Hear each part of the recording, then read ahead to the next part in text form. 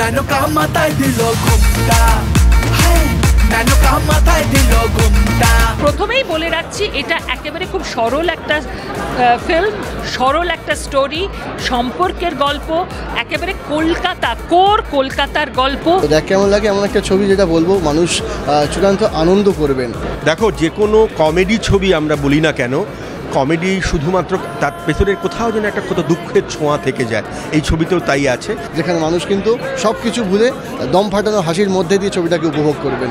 এই ছবিটায় একটা জিনিস আছে, একটা অন্য ধারার প্রেম এবং হাসি আছে প্রচণ্ড, কিন্তু হাসিটা কমেডি ফিল্ম না, মানে সিচুয়েশনাল জায়গাগুলোতে comedy. And I think people should get entertain, মানে ছবিটা বেরিয়ে যাতে লোকে ভালো গান শুনলাম, ভালো প্রেম দেখলাম আর প্রচুর হাসলাম।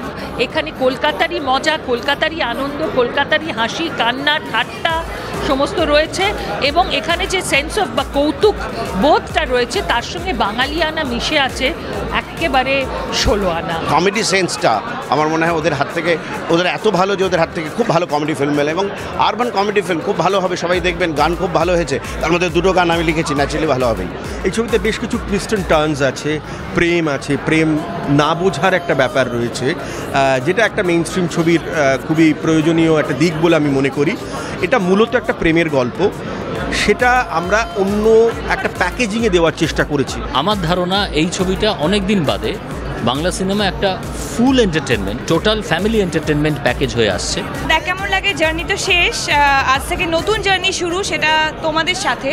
সো আমি এটাই বলবো যে please go and watch in your nearest theatre. দেখো, ছবিটা প্রচণ্ড ভালো লাগবে, প্রচণ্ড হাসবে, প্রচণ্ড মজা করবে। So please go and watch দেখ কেমন লাগে।